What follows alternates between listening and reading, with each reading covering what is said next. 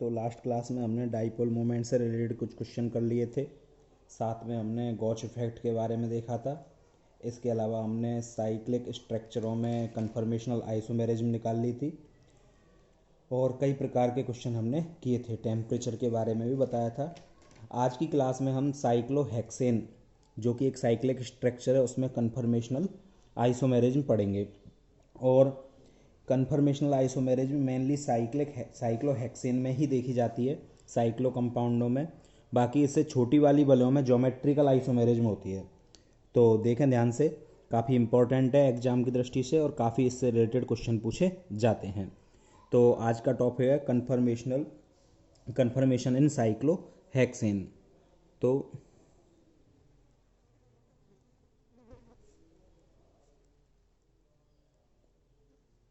Conformation इन cyclohexane, देखो cyclohexane की structure, ये साइक्लोहेक्सेन है। अब इसमें क्या है, हम नॉर्मल वलय की तरह इस तरह से रखेंगे। ये जो दो कार्बन है इसको मैं कार्बन नंबर 1 और इसको कार्बन नंबर 2 दे देता हूँ, और इसको 1 डैश और इसको मैं 2 डैश दे देता हूँ। अब यदि मैं इसकी स्ट्रक्चर बनाता हूँ तो न्यूमैन प्रोजेक्शन बनाने के लिए क्या करेंगे, कार्बन नंबर 1 और ये कार्बन नंबर 2, ये मैंने 1 नंबर माना और ये मैंने 2 नंबर माना। अब कार्बन नंबर 1 इसको मैं दे देता हूँ अल्फ़ा कार्बन और इसको मैं दे देता हूँ बीटा कार्बन। अब 1 नंबर कार्बन जो है मेरे पास, ये वाला, इस 1 नंबर कार्बन पर क्या क्या जुड़ा हुआ है, तो इस पर 2 हाइड्रोजन लगे हुए हैं और 2 नंबर कार्बन पर भी 2 हाइड्रोजन लगे हुए हैं और इसके अलावा एक बीटा कार्बन और 1 नंबर पर अल्फ़ा कार्बन है। तो मैं यहाँ से 1 नंबर से पहले अल्फ़ा कार्बन को अटैच करता हूँ। इसके अलावा ये 2 हाइड्रोजन यहाँ पर लग जाते हैं और ये मेरे पास alpha carbon. Same situation second carbon पर, तो सेकंड कार्बन पर एक बीटा है मेरे पास और 2 हाइड्रोजन है और स्टेबल कन्फर्मेशन बना रहे हैं हम। 60 डिग्री का टॉर्सनल एंगल यहाँ पर लेके चल रहे हैं, ठीक है। अब इसी प्रकार मैं दूसरे को ड्रॉ करता हूँ 1 डैश और 2 डैश को। ये मेरे पास फ्रंट कार्बन और ये मेरे पास हो गया रियर कार्बन। अब इसमें ये कार्बन नंबर 1 डैश जो है और ये वाला मेरे पास 2 डैश, तो 1 डैश किससे जुड़ा हुआ है, डायरेक्ट अल्फ़ा कार्बन से। तो ये इसको मैं अल्फ़ा कार्बन से जोड़ देता हूँ और 2 इसमें भी क्या होंगे, हाइड्रोजन एटम अवेलेबल हैं। तो एक हाइड्रोजन एटम यहाँ पर और दूसरा हाइड्रोजन एटम मैं यहाँ पर ले लेता हूँ। अब रियर कार्बन की बात आती है तो 2 डैश, तो 2 डैश पे भी 2 हाइड्रोजन है और एक बीटा कार्बन है। तो सबसे पहले मैं ऐसे बीटा कार्बन से अटैच करता हूँ और 2 हाइड्रोजन एटम है, तो एक ये और एक ये। तो इस तरह से मेरी साइक्लोहेक्सेन का न्यूमैन प्रोजेक्शन बन जाता है, स्टेबल न्यूमैन प्रोजेक्शन। अब इसको एक बार और बनाकर देखते हैं और फिर उसमें कुछ अपन ध्यान से कुछ चीज़ें नोट करेंगे। देखो इसको मैं एक बार और बना रहा हूँ। ये मेरे पास 1 नंबर कार्बन, ये रियर कार्बन।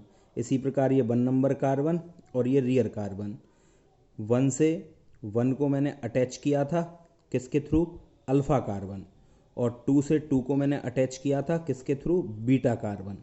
अब न्यूमैन प्रोजेक्शन के लिए ये इस तरह से बना लोगे। रियर कार्बन में भी 3 ग्रुप लगे हुए हैं। ये सभी देखो, एक कार्बन, रियर कार्बन 2 हो गए, फ्रंट कार्बन 1 डैश वाला, रियर कार्बन 2 डैश वाला, तो 4 कार्बन, 5 और 6 कार्बन साइक्लोहेक्सेन में। तो ये बचे हुए सभी ग्रुप क्या होते हैं यहाँ पर, ये सभी ग्रुप हाइड्रोजन एटम है। ये सभी ग्रुप हाइड्रोजन एटम है यहाँ पर। अब इसमें ध्यान देने की बात यह है कि ये वाला जो हाइड्रोजन एटम है, ये वाला जो हाइड्रोजन एटम है, इस प्रकार से जो हाइड्रोजन एटम है, इन वाले हाइड्रोजन एटमों को मैं यहाँ पर एक्सियल हाइड्रोजन कहता हूँ। इनको बोला जाता है एक्सियल हाइड्रोजन, ठीक है। शॉर्ट में इसे ए से डिनोट करेंगे अपन। और ये वाले जो हाइड्रोजन एटम लगे हुए हैं, यह हाइड्रोजन एटम यहाँ पर इक्विटोरियल विषुवतीय हाइड्रोजन के नाम से जाने जाएंगे। तो एक्सियल और इक्विटोरियल। अब इसमें सबसे बड़ी बात ये कि ये मेरे पास फ्रंट कार्बन में जो एक्सियल पोजीशन है और बीटा कार्बन पर जो ये कार्बन एटम है, तो यहाँ से मान के चलो H की जगह कोई बड़ा ग्रुप होता, बल्कि ग्रुप होता, तो यहाँ से टॉर्सनल एंगल 60 डिग्री का है। तो इस सिचुएशन में क्या होता है, ये गॉस रूप बन रहा है 60 डिग्री पर जो आते हैं, यदि ये कोई बड़ा ग्रुप होता तो ऐसी स्थिति में रिपल्सन ज़्यादा लग रहा है।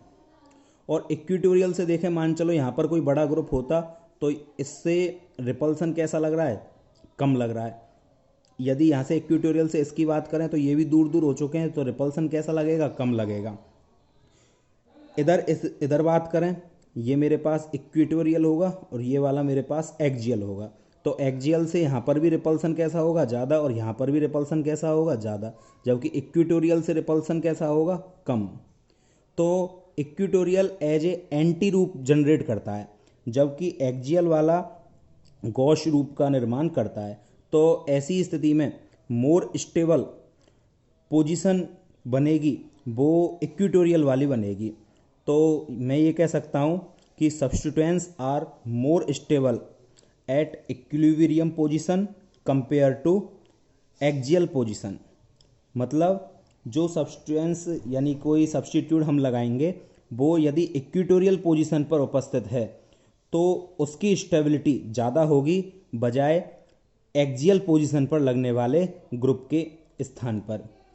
तो ध्यान देने की बात ये कि एक्जियल वाला जो है वो यहाँ पर गॉस रूप का निर्माण करता है और इक्वेटोरियल वाला एंटी का निर्माण करता है, और एंटी में ग्रुप दूर दूर होते हैं, इस कारण एंटी मोर स्टेबल होगा किसकी तुलना में, गॉस की तुलना में। ठीक है, तो ये बात यहाँ पर ध्यान देने की है। चलो अब इससे रिलेटेड अपन कुछ क्वेश्चन करते हैं कि मेरे को यहाँ पर स्टेबिलिटी बतानी है। तो compare the stability of following compound. जैसे मैं क्वेश्चन नंबर 1 के रूप में यहाँ पर ले लेता हूँ एक क्वेश्चन नंबर 1 के रूप में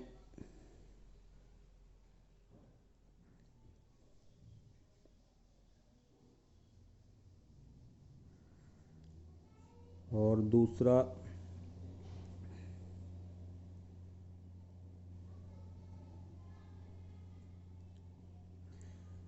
चलो इस पर अब कोई ग्रुप लगाते हैं। जैसे इधर मैं सभी हाइड्रोजन लगा देता हूँ और यहाँ पर भी मैं सभी हाइड्रोजन लगा देता हूँ और यहाँ पर ले लेता हूँ मैं एक CH3, और इसी प्रकार इन सभी पर भी मैं एक हाइड्रोजन पुटअप कर देता हूँ और एक CH3 यहाँ पर लगाकर यहाँ पर हाइड्रोजन ले लेते हैं। अब इसमें इसको मैं 1 नंबर दे देता हूँ और इसको 2 नंबर, और इसमें मेरे को स्टेबिलिटी कंपेयर करनी है कि किसकी स्टेबिलिटी ज़्यादा होगी और किसकी स्टेबिलिटी कम होगी। तो ध्यान देने की बात ये कि ये वाला जो CH3 है ये कौन सी पोजीशन पर लगा हुआ है, एक्जियल पोजीशन पर, और एक्जियल से यहाँ पर क्या होगा, रिपल्सन ज़्यादा होगा। जबकि ये वाला CH3 कौन सी पोजीशन पर लगा हुआ है, इक्वेटोरियल पर, और इक्वेटोरियल पर होने के कारण यहाँ पर रिपल्सन कैसा हो जाएगा, मिनिमम हो जाएगा। तो मैं ये कह सकता हूँ कि जो स्टेबिलिटी आएगी वो सेकंड वाले की ज़्यादा होगी बजाय किसके, 1 के। ठीक है, तो ये स्टेबिलिटी का ऑर्डर यहाँ पर निकल के आया। चलो और कुछ क्वेश्चन करते हैं 1-2 इससे रिलेटेड। तो देखो सेकंड क्वेश्चन अपन करते हैं इससे रिलेटेड। ये मेरे पास फर्स्ट सिचुएशन है और ये मेरे पास कोई सेकंड ग्रुप है। अब इस ग्रुप में ध्यान से देखने की बात यह है कि यहाँ पर जो मैंने 2 ग्रुप लिए हैं, इन दोनों ग्रुपों में मेरे पास, इसमें देखें अपन कि ये मेरे पास जो CH3 है वो CH3 इक्वेटोरियल पोजीशन पर है और यहाँ पर भी CH3 इक्वेटोरियल पोजीशन पर है। ये वाले एक्जियल होंगे और ये वाले इक्वेटोरियल पोजीशन पर होंगे।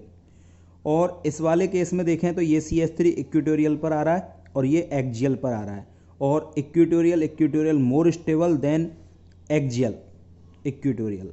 तो यहाँ पर एक इक्वेटोरियल है एक एक्जियल है और यहाँ पर दोनों एक्जियल हैं। तो मैं ये कह सकता हूँ कि फर्स्ट वाला मोर स्टेबल होगा देन सेकंड। इस वाले केस में बात करें तो ये इक्वेटोरियल और ये इक्वेटोरियल, और यहाँ पर भी ये भी इक्वेटोरियल और ये एक्जियल, और ये भी एक्जियल होगा। तो CH3 इक्वेटोरियल एक्जियल, और यहाँ पर भी इक्वेटोरियल और एक्जियल पोजीशन पर हैं। इस कार्बन की बात करें तो यहाँ पर ये जो इथाइल ग्रुप है, बड़ा ग्रुप है, ये इथाइल नहीं, आइसोप्रोपाइल ग्रुप हो गया ये, और ये जो ग्रुप लगा हुआ है ये इक्वेटोरियल पोजीशन पर लगा हुआ है और CH3 एक्जियल पोजीशन पर लगा हुआ है, जबकि यहाँ पर ये वाला ग्रुप लगा हुआ है इक्वेटोरियल पर और ये लगा हुआ है एक्जियल पर। उल्टा बोल रहा हूँ मैं, सॉरी, ये इक्वेटोरियल पोजीशन पर और ये एक्जियल पोजीशन पर। अब एक्जियल पोजीशन कार्बन के पास में आ रहा है, रिपल्सन ज़्यादा लगेगा तो इसकी स्टेबिलिटी डाउन हो जाएगी। यहाँ पर भी एक्जियल पोजीशन कार्बन के पास में आ रहा है तो इसकी भी स्टेबिलिटी डाउन होगी। लेकिन ध्यान देने की बात यह है, ये बल्की ग्रुप है, बड़ा ग्रुप है, जबकि CH3 छोटा ग्रुप है। तो ऐसी स्थिति में ये वाला मोर रिपल होगा, ज़्यादा रिपल्सन करेगा और ये वाला कम रिपेल करेगा, जबकि यहाँ पर बल्की ग्रुप इक्वेटोरियल पोजीशन पर है, रिपल्सन और कम हो जाएगा। तो इस सिचुएशन में भी क्या होगा कि फर्स्ट वाले की जो स्टेबिलिटी होगी वो सेकंड वाले से क्या हो जाएगी, ज़्यादा हो जाएगी। तो ये मोर स्टेबल होगा, यहाँ पर ये वाला मोर स्टेबल होगा और यहाँ पर ये वाला मोर स्टेबल हो जाएगा। ठीक है, तो इस तरह से हम इनमें कंपेयर करेंगे। तो ये इस तरह से अपन ने 2-3 क्वेश्चन इस टॉपिक पर कर लिए। आगे हम एक न्यू टॉपिक देखते हैं। साइक्लोहेक्सेन में कन्वेंशनल ड्राइंग की जाती है। अब ये कन्वेंशनल ड्राइंग किस लिए की जाती है कि देखो यहाँ पर मेरे को 1' और 2' कार्बन के बारे में जानकारी मिल गई, 1 और 2 कार्बन के बारे में जानकारी मिल गई, लेकिन ये वाला कार्बन क्या था, अल्फ़ा, और ये वाला क्या था, बीटा। तो मैं अल्फ़ा और बीटा वाले के बारे में कुछ ज़्यादा बता नहीं पाया हूँ कि क्या होता है, कैसे होता है, और ना इस स्थिति में अल्फ़ा बीटा इतना क्लियर हो रहा है। तो अल्फ़ा और बीटा की स्थिति को क्लियर करने के लिए कन्वेंशनल ड्राइंग की जाती है। तो किस तरह से करते हैं इसकी कन्वेंशनल ड्राइंग देखते हैं। तो देखो कन्वेंशनल ड्राइंग कैसे की जाती है साइक्लोहेक्सेन की। तो इसके लिए क्या है, साइक्लोहेक्सेन में 6 कार्बन होते हैं। अब इसमें 6 कार्बन में क्या करेंगे हम कि जो मेरे पास 2 कार्बन हैं इसको मैं एक तिरछी रेखा खींचूंगा इस तरह से। ये दोनों रेखाएं समानांतर और पैरेलल होनी चाहिए और बिल्कुल बराबर की होनी चाहिए। और ये मेरे पास 1 कार्बन, ये 2 कार्बन, ये 1' और 2', उल्टा भी ले सकते हो। अब इन दोनों को हमको मिलाना है बी शेप में, जिसमें से एक जो लाइन होगी वो थोड़ी लंबी होगी और एक थोड़ी सी झुकी हुई तिरछी होगी। और इस वाले से इस वाले कार्बन को मिलाएंगे तो अब नीचे वाली लाइन थोड़ी लंबी होगी और ये इससे यूँ मिली हुई होगी। ठीक है, हमें इसी रूप में इसको बनाना है। ये इसका कन्वेंशनल ड्राइंग कहलाता है। ठीक है, ये दोनों रेखाएं तिरछी झुकी हुई होती हैं। ऊपर वाला बी, ये उल्टा बी आपस में मिलेंगे, जिसमें एक रेखा बड़ी और एक छोटी। अब इसमें क्या होता है कि ये वाली जो लाइन है ये इस लाइन के पैरेलल होती है, ये दोनों आपस में एक दूसरे के समानांतर होती हैं। ये वाली लाइन इस लाइन के पैरेलल होती है यहाँ पर, और ये वाली लाइन इस लाइन के पैरेलल यहाँ पर चलती है, और इस तरह से इसका कन्वेंशनल ड्राइंग की जाती है। अब इस कन्वेंशनल ड्राइंग में मेरे पास जो साइक्लोहेक्सेन होता है उसमें हाइड्रोजन परमाणु होते हैं, 12 हाइड्रोजन परमाणु। अब इन 12 हाइड्रोजन परमाणुओं की सिचुएशन क्या होती है, इन हाइड्रोजनों को किसी और ग्रुप से रिप्लेस भी किया जा सकता है। तो इसमें 6 हाइड्रोजन परमाणु तो एक्सियल रूप में होते हैं और 6 हाइड्रोजन परमाणु इक्वेटोरियल रूप में होते हैं। देखो कैसे उनको अरेंज किया जाता है। तो इसको मैं 2 भागों में बांट देता हूँ, एक एक्सियल रूप और एक इक्वेटोरियल रूप में। पहले इसको कन्वेंशनल डायग्राम इसका इसी तरह से बनाएंगे, 2 तिरछी झुकी रेखाएं, ये थोड़ा बड़ा और ये इधर से झुका हुआ लंबा। अब इसमें देखो ये वाला पॉइंट, ये सभी जो मैं डार्क पॉइंट बना रहा हूँ ये कार्बन एटम है, 6 कार्बन एटम। अब इस 6 कार्बन एटम से ये पॉइंट ऊपर की ओर जा रहा है, ये दोनों जहाँ पर अटैच हो रहे हैं ये पॉइंट ऊपर की ओर जा रहा है, तो इसे एक्सियल। ऐसे ही ये वाला पॉइंट नीचे की ओर जा रहा है, ये नीचे की ओर। ये वाला पॉइंट इसी तरह से ऊपर और ये वाला पॉइंट नीचे। ये वाला पॉइंट नीचे की ओर आ रहा है तो नीचे बना देंगे, और ये वाला पॉइंट ऊपर की ओर जा रहा है तो ऊपर बना देंगे। ये सभी हाइड्रोजन एटम जो यहाँ पर लगे हुए हैं, ये हाइड्रोजन भी हो सकते हैं, कोई और ग्रुप भी हो सकते हैं, इस समय ये हाइड्रोजन ही हैं। तो ये सभी हाइड्रोजन जो मेरे पास हैं यहाँ पर, ये सभी एक्सियल पोजीशन है। अब मैं यदि इसकी इक्वेटोरियल पोजीशन बनाऊँ तो वही थोड़ी समझने की है, तो ध्यान से देखना। सबसे पहले मैं कन्वेंशनल डायग्राम बना लेता हूँ इसका।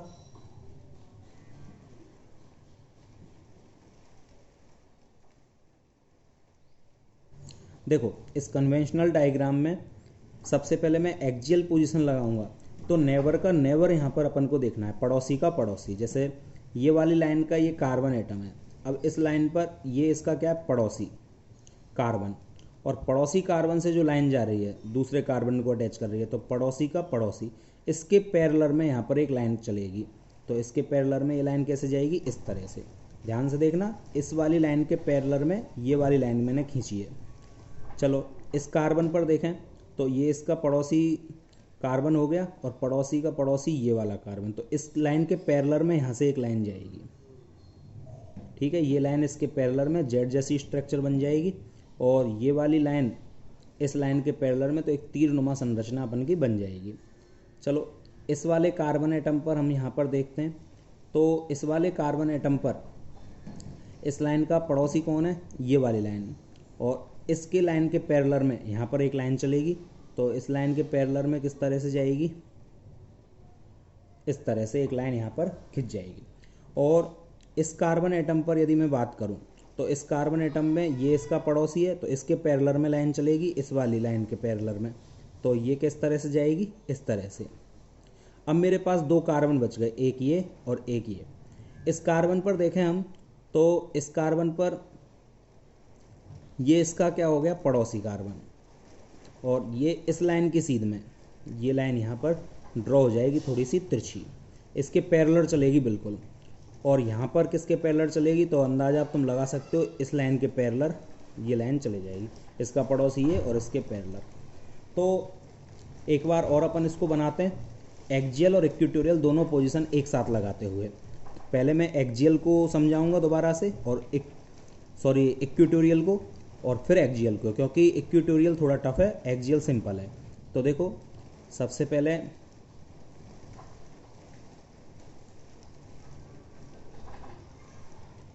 ये हम सबसे पहले ड्रॉ कर लेंगे। ड्रॉ करने के बाद मैंने कहा था इस कार्बन पर इस लाइन के पैरेलल ये ऊपर से एक तीर का निशान बन जाएगा, यहाँ पर एक जेड नुमा स्ट्रक्चर बनेगी, तो इसके पैरेलल यहाँ से लाइन चलेगी। ठीक है, इस कार्बन पर इस लाइन के पैरेलल चलेगी, इस लाइन के तो इस लाइन के पैरेलल ये इसका पड़ोसी हो गया, और इस पर ये लाइन जा रही है, तो इसके पैरेलल यहाँ से ये थोड़ी तिरछी चली जाएगी। इस कार्बन पर यदि अपन बात करें तो इसका पड़ोसी हो गया, और इसके पैरेलल ये जाएगी, तो ये थोड़ी तिरछी नीचे की ओर अपन निकाल देंगे। इस कार्बन पर हम बात करें तो ये इस लाइन की पैरेलल ये लाइन हमने यहाँ से खींच दी, और इस पर बात करें हम तो यहाँ पर इस लाइन के पैरेलल ये लाइन यहाँ पर निकल जाएगी। तो जिस तरह से यहाँ पर देखें हम, तो वही तीर का निशान बन रहा है, और यहाँ पर भी एक जेड बन रहा है, और यहाँ पर भी एक जेड बन रहा है। और अब बात करते हैं हम एक्जियल की, तो इसमें एक्जियल कैसे लगेगा, तो एक्जियल के लिए ये तीर ऊपर की ओर, ये जस्ट नीचे, ये ऊपर की ओर, ये नीचे, ये कहाँ पर जाएगा, ऊपर की ओर, और ये कहाँ जाएगा, नीचे। अब थोड़ा सा यदि ध्यान से देखें इस सिचुएशन को, तो यहाँ पर बड़ी सिंपल सी बात है कि इस कार्बन एटम को देखो, 4 हाइड्रोजन दिखाई दे रहे हैं, जैसे मैं हाथ से इसको ध्यान से देखने पर बिल्कुल ये साफ दिखाई दे रहा है कि ये एक टेट्राहाइड्रल स्ट्रक्चर है। इस कार्बन को भी हम देखें तो ये टेट्राहाइड्रल स्ट्रक्चर बिल्कुल क्लियर दिखाई दे रही है। इसको देखें हम तो ये भी टेट्राहाइड्रल स्ट्रक्चर हमें दिखाई दे रही है। इसको यदि हम यहाँ से देखें तो ये टेट्राहाइड्रल स्ट्रक्चर है, इसको देखें तो ये टेट्राहाइड्रल स्ट्रक्चर, और इसको देखें हम तो ये भी टेट्राहाइड्रल स्ट्रक्चर हमें दिखाई दे रही है। तो इस सिचुएशन में क्या होता है कि सभी टेट्राहाइड्रल स्ट्रक्चर हमें दिखाई दे जाती हैं। और इसको यदि मैं थोड़ा सा समझाने का प्रयास करूं यहाँ पर, तो थोड़ा सा ध्यान देना। ये मान के चलो मेरे पास एक साइक्लोहेक्सेन स्ट्रक्चर है। अब इस साइक्लोहेक्सेन स्ट्रक्चर में क्या है कि इसमें ये वाला कार्बन और ये वाला कार्बन जो ये हैं, ये तो 1 और 2 कार्बन हो गए, इनको 1' और 2' नाम दे दिया। ये तुम्हारा अल्फ़ा कार्बन हो जाएगा, और ये वाला क्या हो जाएगा, बीटा कार्बन। अब इस सिचुएशन में क्या होता है कि ये अल्फ़ा तो थोड़ा ऊपर की ओर और बीटा थोड़ा नीचे की ओर।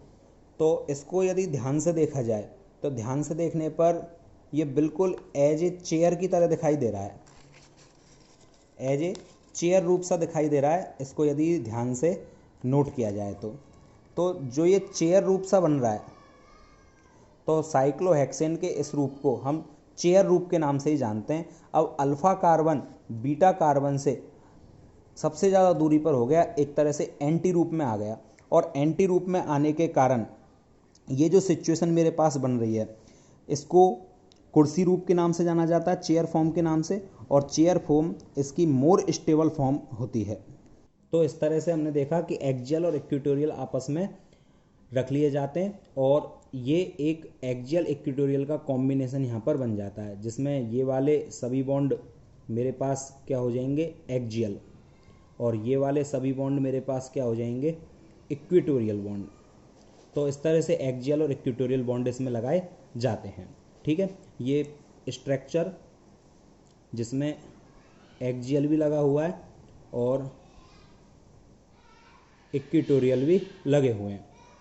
तो इस स्ट्रक्चर में मैं तुम्हें ये बता चुका हूँ कि क्यों ये कंपाउंड जो है वो एक्सियल इक्वेटोरियल के रूप में आ जाते हैं, क्योंकि प्रत्येक यहाँ पर कार्बन एटम है वो टेट्राहाइड्रल स्ट्रक्चर में आ रहा है, जबकि साइक्लोहेक्सेन में यदि हम देखें तो यहाँ पर टेट्राहाइड्रल स्ट्रक्चर नहीं है, जबकि sp3 हाइब्रिडाइज्ड है, और प्रत्येक carbon each carbon sp3 hybridised, और sp3 संकरण के कारण ये जो है वो चतुष्फलकीय स्ट्रक्चर बनाना चाहिए, लेकिन चतुष्फलकीय स्ट्रक्चर ये नहीं बना पाता है, और चतुष्फलकीय स्ट्रक्चर नहीं बनाने के कारण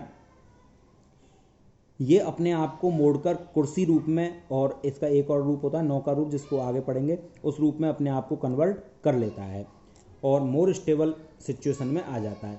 यहाँ पर इसका बॉन्ड एंगल ये अपने आप को मोड़कर मोर स्टेबल फॉर्म में आ जाता है, जहाँ पर प्रत्येक बॉन्ड एंगल 109.5 डिग्री का हो जाता है। अब इससे रिलेटेड कुछ क्वेश्चंस अपन करते हैं, जहाँ पर हमको ये बताना है कि कंपाउंड में एक्सियल या इक्वेटोरियल पोजीशन पर मैं किस तरह से इनको ड्रॉ कर सकता हूँ। जैसे कुछ क्वेश्चन लेते हैं हम। चलो, तो ये मेरे पास 4-5 क्वेश्चंस हैं जहाँ पर मेरे को इनकी सिचुएशन फिक्स करनी है। तो पहला क्वेश्चन है 1 क्लोरोसाइक्लोहेक्सेन। अब इस 1 क्लोरोसाइक्लोहेक्सेन में मेरे को क्लोरो इक्वेटोरियल पोजीशन पर रखना है। तो सबसे पहले मैं कन्वेंशनल डायग्राम इसका बना लेता हूँ। कन्वेंशनल डायग्राम में इस तरह से हमको यहाँ पर फिक्स करना है। ये मेरे पास कार्बन नंबर 1, 2, 3, 4, 5 और ये 6। अब 1 नंबर पर ये मेरे से कह रहा है क्लोरो, तो 1 नंबर पर मैं यहाँ पर क्या लगा देता हूँ, क्लोरो। अब बाकी हाइड्रोजन वगैरह लगाने की हमें ज़रूरत नहीं है, 1 क्लोरो पूछा है उसने और 1 क्लोरो हमने लगा दिया। तो ये इसका कन्वेंशनल डायग्राम कहलाता है। सेकंड में कह रहा है 1,2 डाई मिथाइल साइक्लोहेक्सेन। तो कन्वेंशनल डायग्राम पहले तो इसका बना लेते हैं हम, चेयर फॉर्म। अब इस सिचुएशन में देखें 1,2, तो ये मेरे पास 1 नंबर कार्बन, ये 2 नंबर डाई मिथाइल, तो दोनों पर एक एक मिथाइल हम रख देंगे। और कह रहा है ए यानी एक्सियल एक्सियल, तो इसका एक्सियल कौन सा हो जाएगा, ये CH3, और इसका एक्सियल कौन सा हो जाएगा, ये CH3। नेक्स्ट क्वेश्चन में हमसे कह रहा है 1,3 डाई इथाइल साइक्लोहेक्सेन और इक्वेटोरियल। तो इसके लिए क्या करेंगे, क्वेश्चन नंबर 3 के लिए सबसे पहले एक कन्वेंशनल डायग्राम बनाएंगे हम।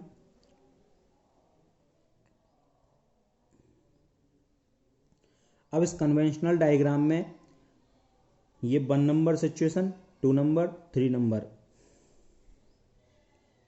और मेरे पास 1,3 पर डाई इथाइल और इक्वेटोरियल। तो इक्वेटोरियल में किसके पैरेलल चलूँगा मैं, इसके पैरेलल। तो ये मेरे पास इथाइल, 1 कार्बन 2 कार्बन, तो 1 नंबर पर लग गया, ये 1, ये 2 और 3।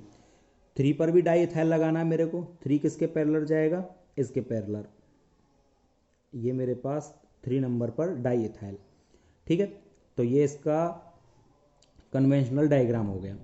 अब नेक्स्ट है 1, 2, 3, 4, 5, 6 हेक्सा क्लोरोसाइक्लोहेक्सेन। मतलब 1, 2, 3, 4, 5 सब पर मेरे को 6 क्लोरीन एटम लगाने हैं, और ऑल इक्वेटोरियल पोजीशन पर, सभी के सभी इक्वेटोरियल पोजीशन पर मेरे को लेने हैं। तो सबसे पहले इसका कन्वेंशनल डायग्राम बनाते हैं और फिर इन पोजीशनों पर इनको अपन लगाते हैं। इक्विटोरियल, तो इससे इक्विटोरियल क्या हो जाएगा, ये क्लोरीन, यहाँ से ये क्लोरीन, यहाँ से ये क्लोरीन, इधर से ये क्लोरीन, इसका इक्विटोरियल किधर की ओर जाएगा, ऊपर इसके पैरेलल, और इसका इसके पैरेलल नीचे आएगा ये क्लोरीन। तो इस तरह से ये 6 क्लोरीन एटम यहाँ पर स्टेबल हो गए। 1,3,5 ट्राई साइक्लोप्रोपिल साइक्लोहेक्सेन। तो सबसे पहले कन्वेंशनल डायग्राम बनाते हैं इसका।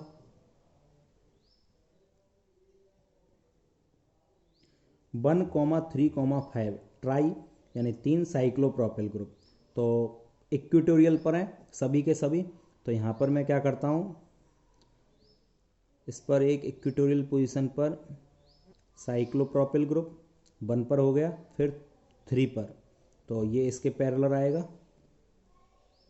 ये साइक्लोप्रोपिल ग्रुप, और 5 1 2 3 4 5 पर, और 5 पर भी इक्विटोरियल पोजीशन पर जो इसके पैरेलल जाएगा।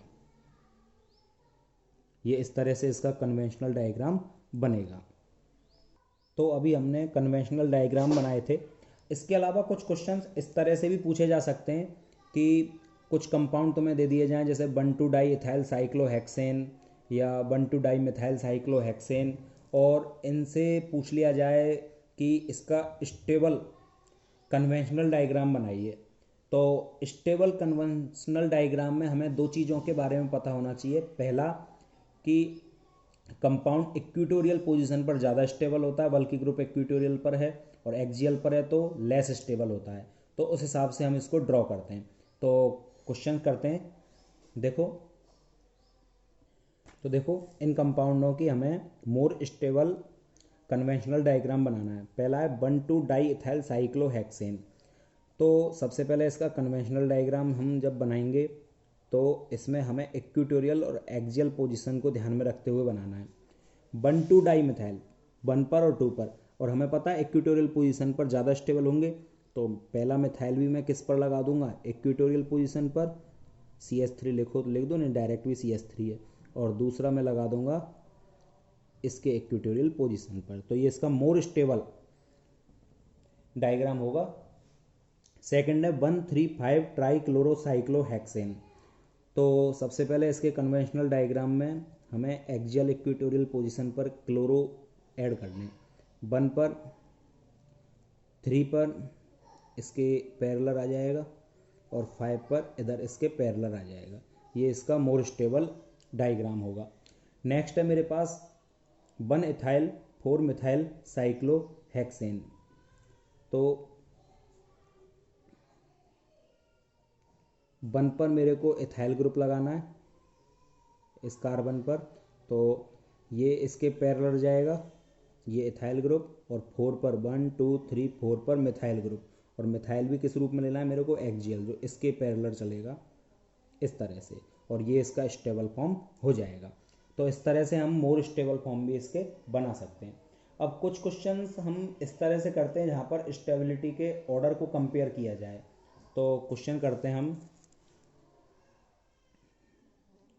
Compare stability of following compound. देखो पहले क्वेश्चन में हम देखते हैं, तो पहले क्वेश्चन में ये मिथाइल ग्रुप लगा हुआ है और एक मिथाइल ग्रुप ये लगा है। ये मिथाइल ग्रुप लगा हुआ है यहाँ पर इक्विटोरियल पोजीशन पर, और ये एक्सियल पर, यहाँ पर ये एक्सियल और ये वाला भी एक्सियल। तो एक्सियल लेस स्टेबल होता है, इक्विटोरियल यहाँ पर एक इक्विटोरियल आ रहा है तो ये मोर स्टेबल हो जाएगा। तो फर्स्ट की स्टेबिलिटी ज़्यादा हो जाएगी किसकी तुलना में, सेकंड की तुलना में। क्वेश्चन नंबर 2 करते हैं। क्वेश्चन नंबर 2 में एक इथाइल ग्रुप जो कि इक्विटोरियल पोजीशन पर है और मिथाइल ग्रुप एक्सियल पोजीशन पर है। इसमें एक्सियल पोजीशन पर इथाइल है और इक्विटोरियल पोजीशन पर मिथाइल है। अब देखा जाए ध्यान से तो इक्विटोरियल पोजीशन पर इथाइल ग्रुप है, और इथाइल ग्रुप बड़ा बल्की ग्रुप है, जबकि यहाँ पर बल्की ग्रुप कौन सा है, इथाइल एक्सियल पर। तो ये कम से कम रिपेल करेगा, और कम रिपेल करेगा तो मोर स्टेबल होगा। तो यहाँ पर भी फर्स्ट की स्टेबिलिटी सेकंड से क्या हो जाएगी, ज़्यादा हो जाएगी। क्वेश्चन नंबर 3 में देखें, तो क्वेश्चन नंबर 3 में ये इक्विटोरियल पोजीशन पर है और ये वाला भी इक्वेटोरियल पोजीशन पर लगा हुआ है। ठीक है, यहाँ पर देखें हम तो बल्कि ग्रुप एक्सियल पर है और ये इक्वेटोरियल पोजीशन पर है, तो सेम बड़े ग्रुप का रिपल्सन ज़्यादा होगा तो इक्वेटोरियल वाला मोर स्टेबल होगा। फर्स्ट की भी सेकंड से यहाँ पर भी क्या होगी, ज़्यादा हो जाएगी। क्वेश्चन नंबर थर्ड में देखते हैं, सॉरी फोर्थ में। तो क्वेश्चन नंबर फोर्थ को ध्यान से देखें। ये मेरे पास इक्वेटोरियल पर बल्कि ग्रुप लगा हुआ है और ये भी इक्वेटोरियल पर और ये भी इक्वेटोरियल पर। ये बल्कि ग्रुप एक्सियल पर, ये इक्वेटोरियल पर और ये इक्वेटोरियल पर। तो ऑब्वियसली वैसे ही देख के तुम बता सकते हो ये वाला लेस स्टेबल होगा, तो फर्स्ट की स्टेबिलिटी सेकंड से क्या हो जाएगी, ज़्यादा। सभी क्वेश्चनों में फर्स्ट ज़्यादा आ रहा है, कहीं दिमाग में ये मत लगा देना फर्स्ट की ज़्यादा होती है, ऐसा कुछ नहीं है। देखो नेक्स्ट, इस क्वेश्चन में देखें 4 स्ट्रक्चर दी हुई हैं, फर्स्ट सेकंड थर्ड और फोर्थ। फर्स्ट में हम देखते हैं कि ये वाला इक्वेटोरियल पोजीशन पर है बल्कि ग्रुप और ये एक्सियल पोजीशन पर लगा हुआ है। ये वाला भी इक्वेटोरियल पर और इक्वेटोरियल पर, इसमें एक्सियल एक्सियल और इसमें एक्सियल इक्वेटोरियल। बताओ कौन सा सबसे ज़्यादा स्टेबल होगा। तो इसमें सबसे मोर स्टेबल स्ट्रक्चर होगी एक्सियल एक्सियल वाली, क्योंकि और किसी में एक कंपेयरनेस बन नहीं रहा, तो सेकंड मोर स्टेबल। अब बात आती है इससे लेस स्टेबल कौन होगा। तो देखो ये बल्कि ग्रुप इक्वेटोरियल पोजीशन पर लगा हुआ है, ये तो सबसे ज़्यादा हो ही गया। इसमें एक्सियल पर और यहाँ पर भी एक्सियल, तो ये वाला इसकी तुलना में थोड़ा सा ज़्यादा स्टेबल हो जाएगा, तो सेकंड सबसे ज़्यादा, फर्स्ट इसकी तुलना में थोड़ा सा कम। अब बात करते हैं थर्ड में, दोनों एक्सियल एक्सियल हैं और फोर्थ में एक एक्सियल एक इक्वेटोरियल है, तो ये वाला थोड़ा ज़्यादा स्टेबल होगा बजाय फोर्थ थर्ड के, तो फिर फोर्थ का स्थान आएगा और सबसे लेस स्टेबल कौन हो जाएगा, इसमें थर्ड पोजीशन सबसे लेस स्टेबल हो जाएगी। तो इस तरह से इसमें हम कंपेयर करेंगे। तो आज की क्लास में हमने स्टेबिलिटी में कंपेयर किया, कन्वेंशनल डायग्राम बनाकर देखे, इसके अलावा साइक्लोहेक्सेन में कन्फर्मेशनल आइसोमेरिज्म के बारे में पढ़ा था। बाकी इससे रिलेटेड कुछ क्वेश्चन हम नेक्स्ट क्लास में करेंगे। Thank you.